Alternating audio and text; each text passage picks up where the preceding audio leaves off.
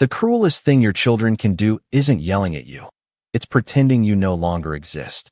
Margaret Whitmore never imagined that at 72 years old, after spending her entire life raising a family, she would end up sitting alone under the cold fluorescent lights of Scottsdale Memorial Hospital with nobody answering her calls. The nurse had already brought her a second paper cup of weak coffee by the time she picked up her phone again with trembling fingers. Outside the emergency room window, the Arizona night looked empty and still, the parking lot glowing beneath tall white lamps while distant traffic rolled across the freeway like a soft storm. Margaret swallowed hard and tapped Ethan's contact for the 11th time. The call rang once, then silence, straight to voicemail. Her chest tightened, not from pain, but from humiliation. Earlier that evening, she had slipped in her bathroom after stepping out of the shower. Nothing dramatic, just a bruised hip and a dizzy spell that frightened her enough to call 911 because there was nobody else left nearby. The paramedics had been kind. One of them even reminded her of Ethan when he was younger, before marriage, before distance, before excuses became normal. Margaret stared at the screen again. Her son's smiling family photo still filled the contact image. Ethan in a golf shirt. Vanessa standing beside him in designer sunglasses. Their two children smiling in matching outfits during a beach vacation in Maui that Margaret had quietly paid for the previous Christmas. She pressed call one more time. This time, the screen flashed something different. This user is unavailable. Her brows furrowed. She tried again. Then came the message that made her stomach drop, so suddenly, she almost stopped breathing. Your number has been blocked. Margaret froze. Completely froze. The noisy emergency room around her seemed to disappear all at once. She looked down at the phone as though it belonged to someone else. Blocked. Her own son had blocked her number. For several seconds, she simply sat there, staring blankly while old memories flooded into her mind without permission. Ethan at 7 years old with chickenpox. Sleeping beside her on the couch because he was scared. Ethan at 16 begging her not to sell the family piano after his father died because it reminded him of home. Ethan at 22 crying in her kitchen after being rejected from graduate school while she held him and promised life would turn around. And now, at 72 years old, after paying for his college tuition, helping with the down payment on his 6-bedroom house, babysitting his children for almost a decade, and wiring money every Christmas for the kids. Margaret Whitmore had become so inconvenient that her own son blocked her calls like a telemarketer. She slowly lowered the phone into her lap as tears gathered in her eyes, but she refused to let them fall. Around her, strangers laughed softly. Nurses pushed carts through the hallway. Televisions murmured weather reports no one watched, and somewhere nearby a vending machine rattled loudly into the silence. But inside Margaret, something quiet and permanent had just broken. And for the first time in months, she stopped asking herself why Ethan never called anymore. Because deep down, sitting there alone in that hospital chair, she finally understood the truth. Her family had not forgotten about her. They had simply decided they no longer needed her. Margaret did not tell the nurse that her son had blocked her number. Somehow, saying the words out loud would have made the humiliation too real. Instead, she forced a polite smile when the young nurse adjusted her blanket and asked if somebody was coming to pick her up. Margaret hesitated for only a second before answering softly. My family lives across town. They are probably asleep. It was easier than explaining the truth. Easier than admitting that the people she once built her entire life around had slowly learned how to live without her.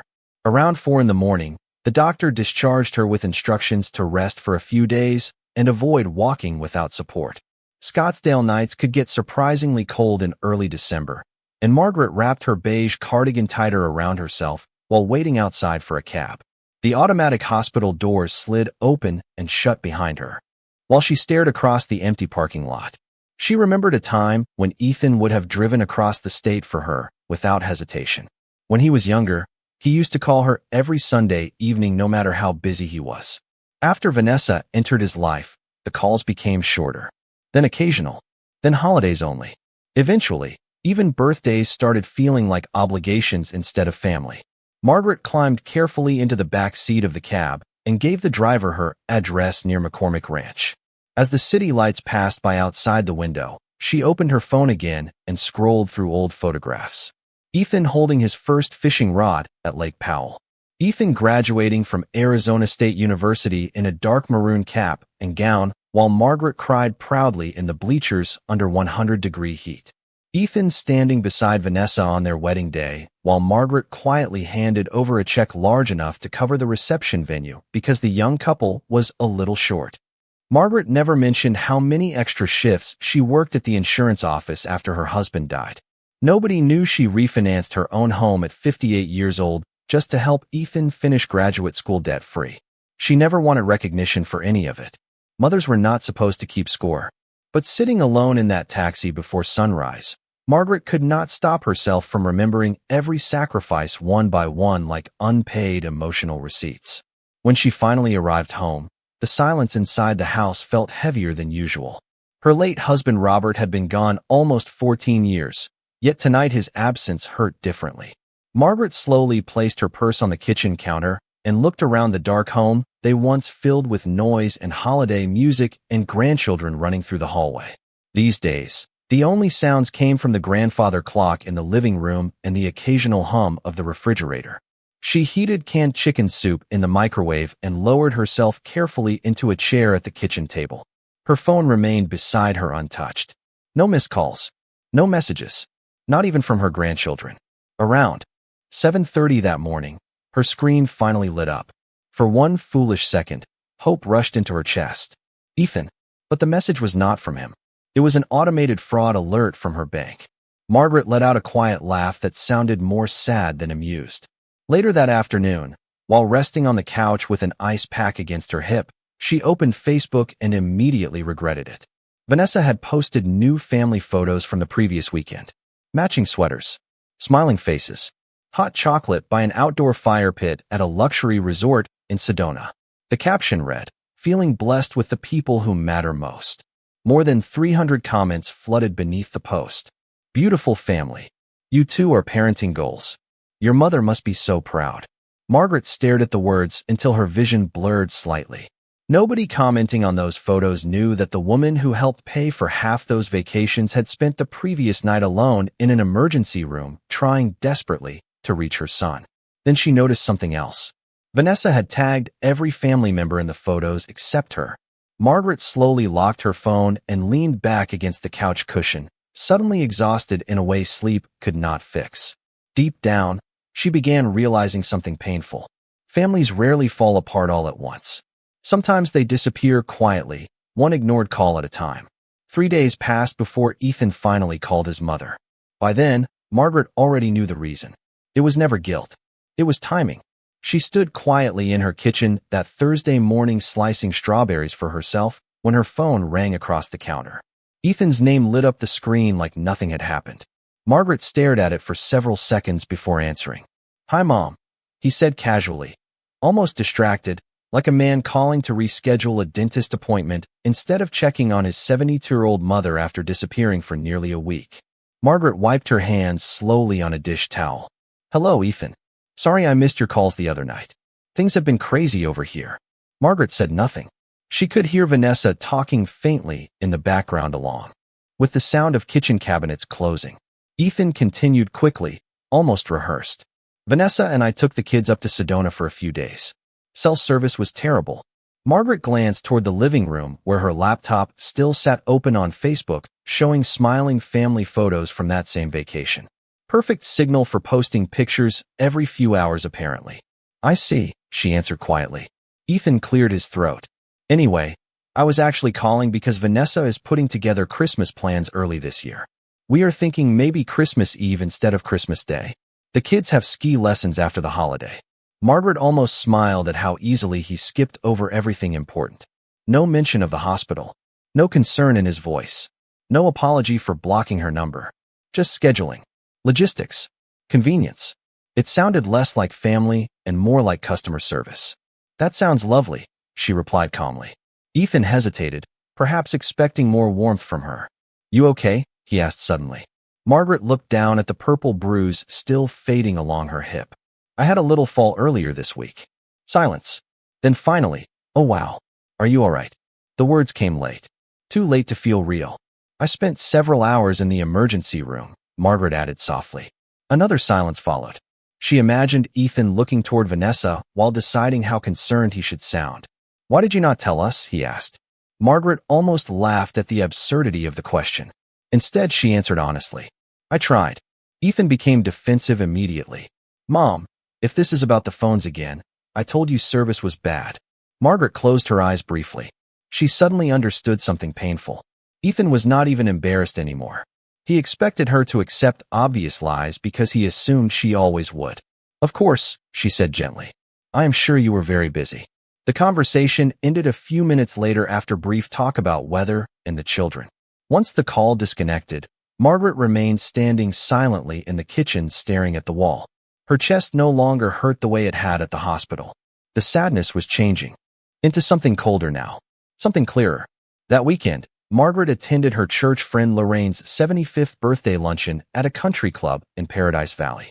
The dining room buzzed with soft piano music and older couples dressed in pastel colors, discussing grandchildren and retirement cruises. Margaret tried to enjoy herself, but everywhere she looked she noticed something missing from her own life. Genuine warmth. Halfway through dessert, Lorraine leaned closer with concern in her eyes. "Honey, are you all right? You seem distant today." Margaret forced a smile. "I am just tired." Lorraine nodded sympathetically. "Family stress." Margaret looked surprised. Lorraine gave a sad little laugh. "At our age, it usually is." Then she lowered her voice carefully.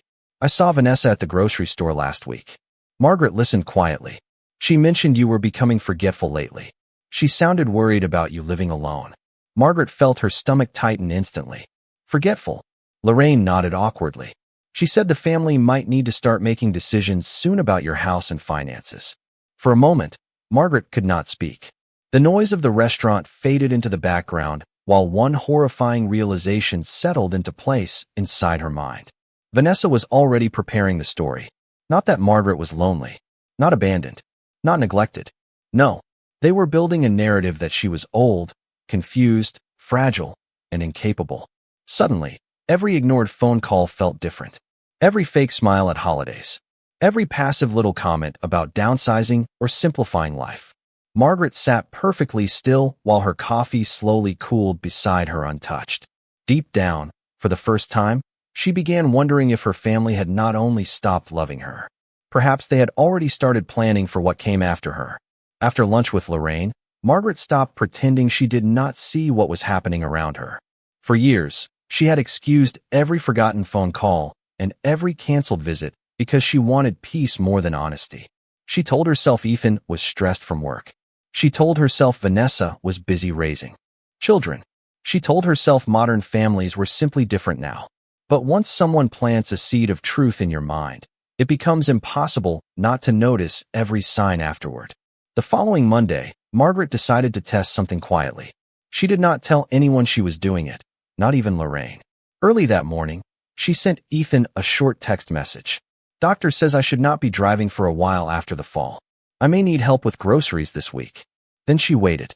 Hours passed with no response. Around noon, she saw the message had been read. Still nothing. By 3 in the afternoon, Vanessa finally replied instead of Ethan. "Sorry to hear that. We are swamped this week with the kids and holiday stuff. Maybe try Instacart? It is super easy for seniors." Margaret stared at the message while sitting at her kitchen table. The word seniors bothered her more than it should have. Vanessa was only 43, but lately she spoke to Margaret the same way hotel staff spoke to elderly guests who moved too slowly through the lobby. Carefully polite, faintly dismissive. Margaret typed back, "Thank you, dear. I will figure something out." Then she placed the phone face down beside her untouched tea. The next morning, she tested them again. This time, she called Ethan directly around 8:30 while knowing he would already be awake. The phone rang twice before going silent. A few seconds later, she received an automatic text response. "Busy at work. Can I call later?" He never did. Margaret spent the rest of that afternoon sitting quietly on her back patio overlooking the small golf course behind her neighborhood. The Arizona winter sun felt gentle against her skin while distant lawn sprinklers clicked rhythmically across the grass. She remembered when Ethan used to bring the children over every Saturday morning. Her grandson Caleb once called her pancakes the best in America. Her granddaughter Sophie used to fall asleep in Margaret's lap while watching old Christmas movies together. But visits slowly became shorter after Vanessa started talking more openly about schedules, boundaries, and protecting family time. Margaret had accepted it because she believed families went through seasons. Now she wondered if Vanessa had simply been removing her little by little from their lives without Ethan even noticing. That Friday evening, Margaret decided to make one final test. She texted Ethan again just after dinner. Feeling dizzy tonight. Not sure if I should drive myself if things get worse. This time, Ethan answered almost immediately. Maybe call urgent care if you are worried. That was it. No offer to come over. No phone call. No concern. Margaret sat motionless in her recliner, holding the phone while tears threatened briefly behind her eyes. Not because she needed help. The dizziness had passed an hour earlier. What hurt was realizing that her son no longer felt emotionally responsible for her at all. She could have disappeared inside that house for days before anybody noticed. Later that night, unable to sleep, Margaret walked slowly into her home office where old family photo albums lined the shelves beside tax folders and legal paperwork. She opened the bottom drawer of her filing cabinet searching for property tax documents and paused when she noticed a familiar envelope from her estate attorney, Daniel Mercer. Nearly 4 years earlier, after Robert passed away, Daniel helped Margaret create a living trust and updated will. At the time, the arrangement had seemed simple. Everything would eventually pass to Ethan. The house, the retirement accounts, the investment portfolio Robert spent 40 years building. Margaret sat quietly in the dim office light while staring at the envelope. Then another memory surfaced unexpectedly. Last Easter, she overheard Vanessa casually asking Ethan during brunch whether the Scottsdale house had gone up enough in value yet. At the time, Margaret ignored it. Now the comment sounded different in her mind. Sharper, colder.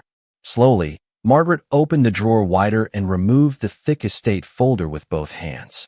She placed it carefully on the desk in front of her and rested her fingers against the cover while the grandfather clock echoed through the silent house behind her.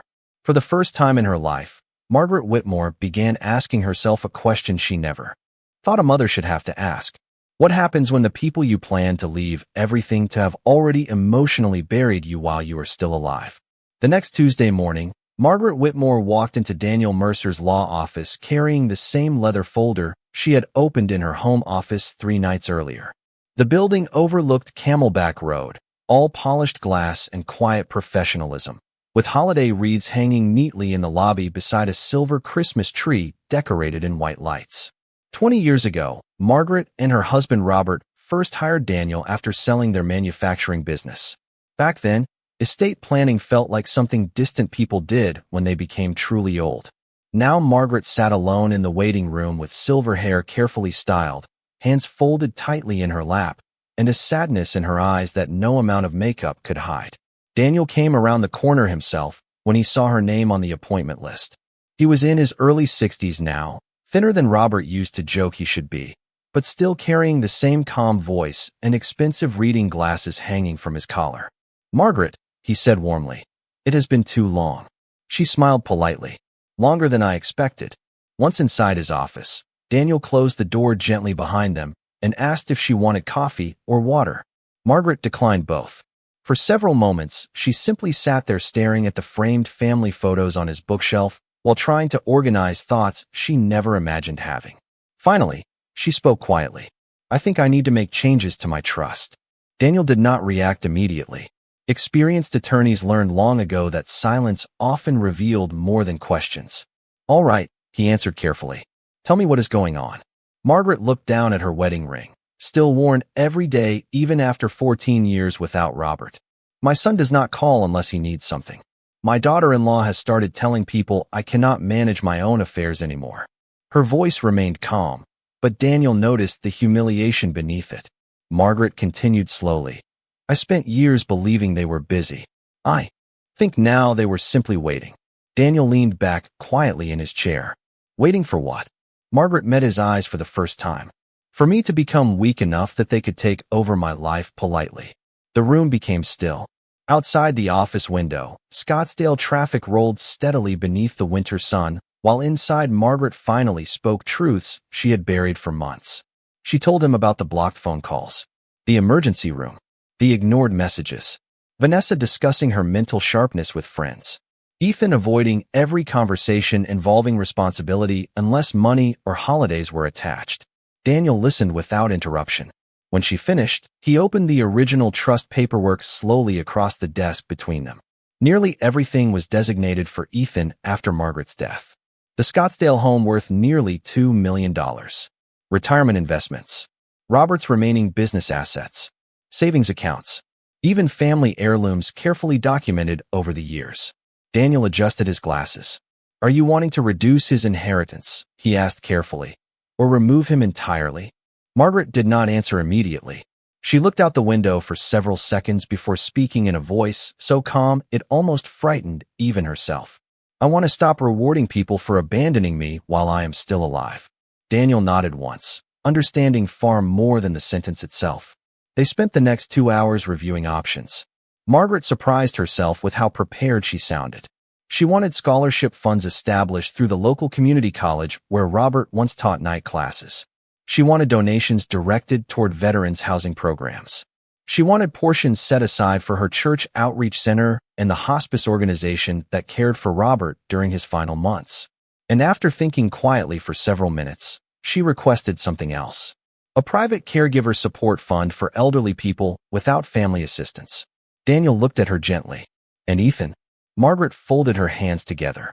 Leave him enough that he cannot claim he was forgotten, but not enough to benefit from neglect. Daniel gave a small respectful nod. By the time Margaret signed the revised documents late that afternoon, something inside her had changed permanently. She expected to feel guilt. Instead, she felt something unfamiliar. Relief. For the first time in years, she no longer felt like a woman desperately holding together a one-sided relationship. She felt in control again. As she left the office, her phone buzzed inside her purse. Ethan's name appeared on the screen. Margaret paused near the elevator before answering. Hey, Mom, Ethan said casually. Quick question. Vanessa and I were wondering if you still plan to help with Sophie's private school tuition next semester. Margaret closed her eyes briefly. Not once during the call did he ask how she was feeling. Slowly, she stepped into the elevator and watched the doors begin to close. I am making some financial changes, she answered softly. What kind of changes?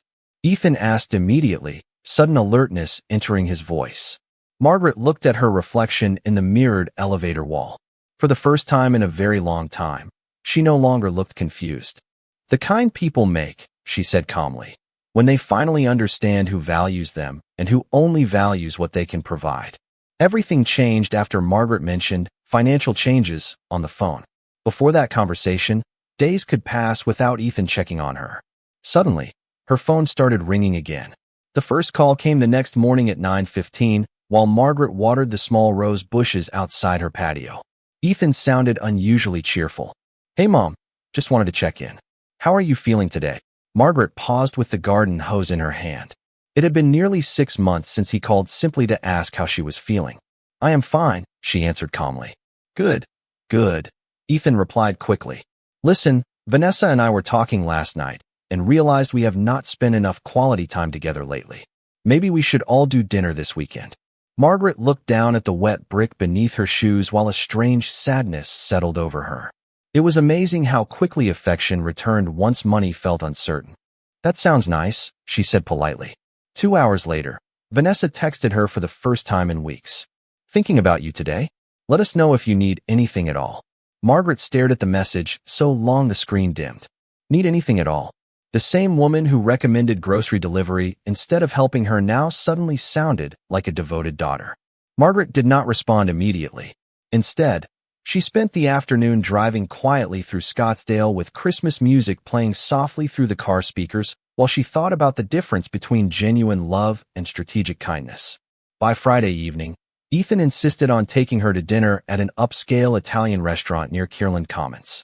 Vanessa greeted Margaret at the entrance with exaggerated warmth and wrapped both arms around her carefully, like someone hugging an expensive vase they were afraid to drop. You look amazing, Vanessa said brightly. I swear you are aging backwards. Margaret smiled politely. 3 weeks earlier, the same woman had described her as forgetful and fragile to mutual friends.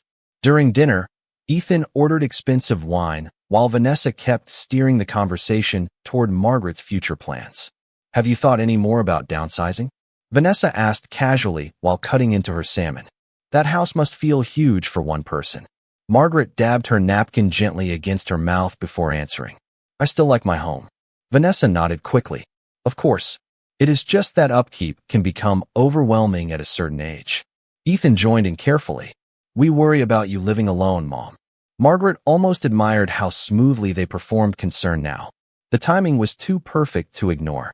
Throughout the meal, Ethan repeatedly mentioned financial topics disguised as casual conversation. Mortgage rates, retirement costs, property taxes in Scottsdale. At one point, Vanessa even joked lightly. Honestly, with the value of your house now, you are probably sitting on a gold mine. Margaret noticed the quick glance Ethan gave his wife immediately afterward, as though warning her not to sound too eager. For the first time in years, Margaret did not feel emotionally trapped at the table. Instead, she observed them quietly like strangers revealing themselves without realizing it. Every smile felt rehearsed. Every compliment sounded transactional. Near the end of dinner, Vanessa leaned forward sweetly. The kids miss you so much, by the way. We should plan something special for Christmas morning this year. Margaret looked directly at her. That would be lovely. I was beginning to think I only existed when tuition payments were due. The silence that followed lasted barely 2 seconds, but it was enough. Ethan shifted awkwardly in his seat, while Vanessa forced out a nervous laugh. Oh, Margaret, come on, she said lightly. You know family is not about money. Margaret smiled softly at that.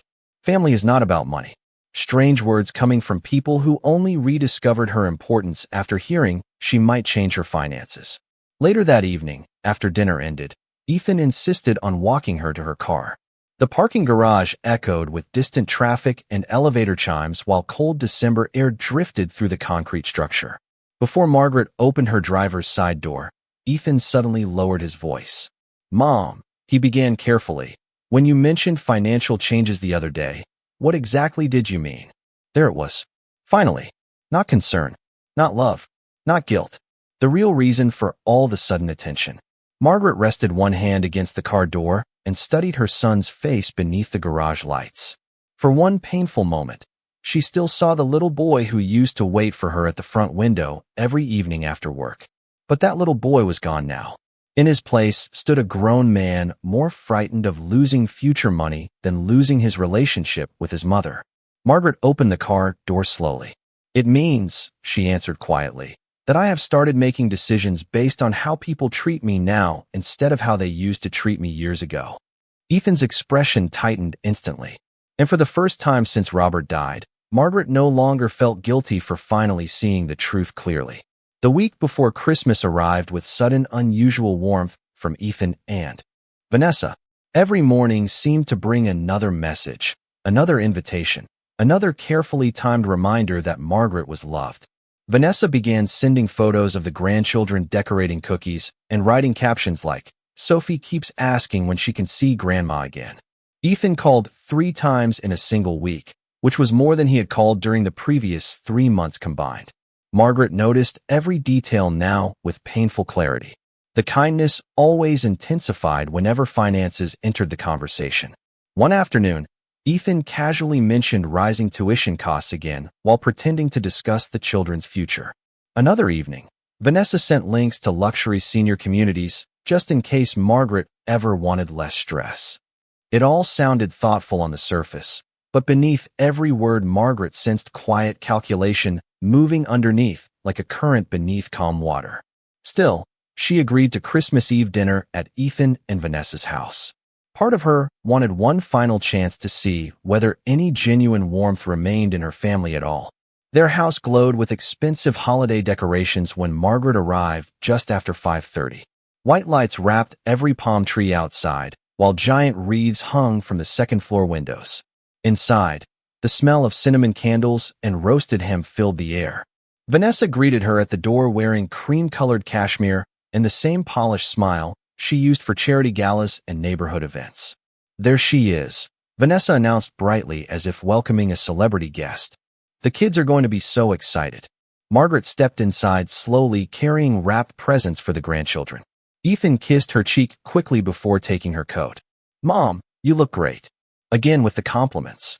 Again with the sudden enthusiasm. During dinner, Margaret watched the entire performance unfold around her. Vanessa poured wine generously and insisted Margaret sit at the head of the table, where family belongs. Ethan repeatedly asked whether she needed help around the house lately. Even the grandchildren, sweet but clearly coached, kept hugging her every few minutes while Vanessa smiled approvingly from across the room. To anyone watching from outside, it would have looked like the perfect American family holiday. But Margaret noticed the cracks underneath the performance. Every time conversation drifted near finances, the room became subtly attentive. When Margaret mentioned property taxes increasing, Ethan immediately asked whether she had considered selling. When she spoke about reorganizing paperwork after Robert's passing, Vanessa nearly dropped her fork asking what kind of paperwork. The entire evening felt less like family and more like people circling quietly around an invisible vault they hoped still belonged to them. Then came the moment Margaret would never forget. Dinner had ended, and everyone gathered near the living room fireplace drinking coffee while Christmas music played softly through hidden speakers. Margaret excused herself briefly to use the downstairs powder room. On her way back, she slowed near the hallway after hearing voices coming from the kitchen. Ethan and Vanessa. They had not realized she was nearby. Vanessa's voice came first, low but sharp with irritation. You need to find out what she changed. Ethan sounded frustrated. I cannot exactly ask her directly. Vanessa sighed heavily. Well, something happened.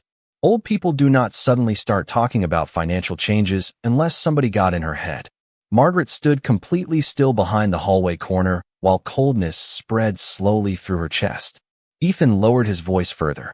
Daniel Mercer called last week. Vanessa immediately answered. Why would her attorney be calling you? He was confirming some contact information. That is all.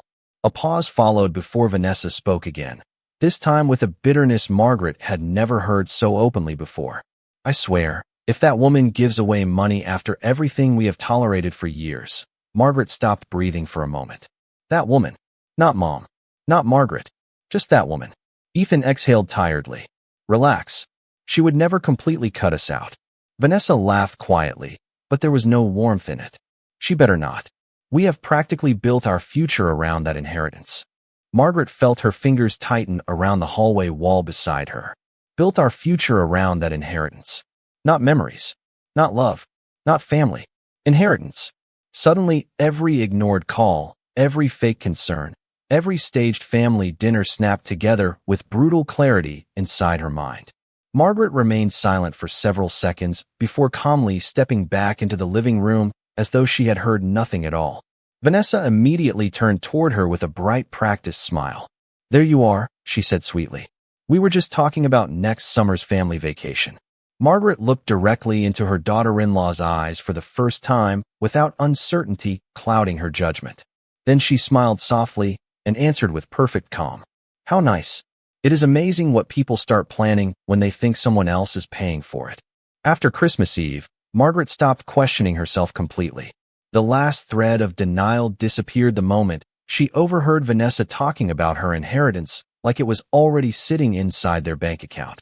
Strangely, once the truth became undeniable, Margaret no longer felt heartbroken every day. Instead, she felt calm, clear, almost peaceful. She no longer wasted energy trying to earn affection from people who only performed love when money was involved. During the weeks after Christmas, Margaret quietly finalized everything with Daniel Mercer. Every signature was completed carefully, every account updated. The Scottsdale house would eventually be sold, with proceeds divided between veteran housing programs, a nursing scholarship fund, and the hospice center that helped Robert during his final months. Several long-term investments would be donated anonymously through a charitable foundation. Ethan would still receive a small amount, enough to prevent legal disputes, but nowhere near the future he and Vanessa clearly expected. Daniel reviewed the final paperwork one last time across his desk in January. Are you certain? He asked gently. Margaret surprised herself by smiling. I have never been more certain about anything. Outside, winter sunlight stretched across Scottsdale in soft gold while Margaret signed the final page with steady hands. She did not feel vindictive. That was the part people misunderstand about betrayal at this age. After enough disappointment, revenge no longer feels exciting. It simply feels necessary for your dignity. Meanwhile, Ethan and Vanessa became increasingly attentive. Vanessa started stopping by unexpectedly with pastries from expensive bakeries and little comments about family memories. Ethan offered to help organize Margaret's financial files to reduce stress. One Saturday afternoon, he even volunteered to inspect her roof after hearing about minor storm damage in the neighborhood. Margaret noticed how every visit somehow drifted toward discussions about the future. "You should not have to manage all this alone anymore," Ethan said while standing in her garage pretending to examine storage boxes. Margaret folded old Christmas decorations carefully without looking at him. "Manage what exactly?" Ethan hesitated briefly. "The house. The investments. Important paperwork." Margaret nodded slowly. "I see." A few days later, Vanessa invited Margaret to lunch at an upscale cafe in Old Town Scottsdale. The conversation began pleasantly enough with talk about grandchildren and spring break plans. Then Vanessa carefully lowered her iced tea and leaned forward sympathetically. "Margaret, can I be honest with you about something?" Margaret already knew what was coming. "Of course." Vanessa gave her a concerned expression polished by years of social performance. "Ethan worries about you living alone." "We both do." Margaret stirred her soup quietly. "That is thoughtful." Vanessa continued gently. "At some point, families have to make difficult decisions to protect aging parents." There it was again. Aging parents. Protect. Decisions. The language sounded caring on the surface, while carrying something deeply controlling underneath. Margaret looked directly at her. "And what decisions do you think need to be made?" Vanessa smiled carefully. "Maybe simplifying your life while you are still healthy enough to enjoy it. Selling the house eventually. Consolidating assets. Making things easier for Ethan later." Margaret almost laughed at how transparent the conversation had become. Vanessa was not even pretending very hard anymore. She was simply trying to guide Margaret toward surrendering control willingly before death or illness complicated access to the money. Margaret placed her spoon down gently. "You know," she said softly, "it is funny how everyone suddenly became concerned about my future after years of barely returning my calls." Vanessa's smile froze for the smallest fraction of a second before recovering. "Oh, Margaret, that is not fair." "Is it not?" Margaret asked calmly. Vanessa shifted slightly in her seat. "Families get busy. Life happens." Margaret nodded slowly. "Yes, but somehow life stopped being busy the moment inheritance became uncertain." Silence settled heavily between them. For the first time since this entire painful realization began, Vanessa looked genuinely uncomfortable. Not angry, not defensive, exposed. That evening, Margaret returned home feeling strangely lighter than she had in years. She sat alone on her patio wrapped in a soft blanket while Arizona sunset painted the sky orange and lavender above the golf course. Her phone buzzed beside her with another message from Ethan asking if she wanted help reviewing estate paperwork sometime soon. Margaret looked at the screen without emotion now. Months earlier, the message would have filled her with hope. Tonight, it only confirmed what she already knew. They were not trying to reconnect with their mother. They were trying to secure an investment before it disappeared. Margaret quietly locked the phone and leaned back in her chair while cool desert air moved gently through the evening. For the first time in a very long while, she no longer felt abandoned. She felt free. 3 months later, Margaret Whitmore sat peacefully on the balcony of her new senior living community overlooking a small lake in North Scottsdale, while early spring sunlight shimmered across the water below. The move had surprised nearly everyone, Ethan especially. When Margaret sold her large home quietly in February, Ethan reacted with immediate panic disguised as concern. "Why would you rush into this?" he asked during one tense phone call. That house was part of the family. Margaret remembered smiling softly at the choice of words. Part of the family. Strange how nobody treated her that way while she actually lived there alone. The senior community Margaret chose was elegant without feeling lonely. Fresh flowers filled the lobby every morning.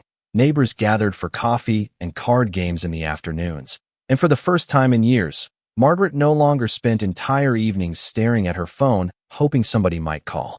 Here, people knocked on her door simply because they enjoyed her company, not because they feared losing access to her assets. She became close friends with a retired school principal named Eleanor and a widowed Air Force veteran named Frank, who told terrible jokes during dinner that somehow still made everyone laugh. Slowly, without even noticing it at first, Margaret began feeling like a person again instead of a responsibility, waiting quietly in the background of someone else's life. Ethan and Vanessa continued trying to maintain appearances after the house sale. They visited more frequently now, often bringing flowers or expensive pastries while carefully probing for information. "Did Daniel help you manage everything from the sale?" Ethan casually asked one afternoon while pretending to admire the lake view from Margaret's balcony. Margaret sipped her tea calmly. "Yes, everything has already been handled." Vanessa immediately glanced toward him before forcing another polished smile. That must feel like such a relief. Margaret noticed how tense they both looked now whenever money was mentioned. The uncertainty was beginning to eat at them. They no longer knew what remained under their control and what had already slipped away forever. Then, in late April, Daniel Mercer scheduled the official family meeting Margaret requested. Ethan assumed it involved final estate updates after the home sale. Vanessa arrived dressed carefully in pale blue, carrying a leather notebook as though attending an important business conference. Margaret almost pitied them walking into Daniel's office that afternoon, still believing they were future owners discussing delayed access to property. The conference room overlooked downtown Scottsdale through wide glass windows, while sunlight reflected across the polished oak table. Daniel greeted everyone professionally before opening the estate file in front of him. Margaret sat quietly beside him, wearing a cream-colored sweater Robert once bought her years ago in Vermont. She felt calm, completely calm. Ethan smiled politely at first.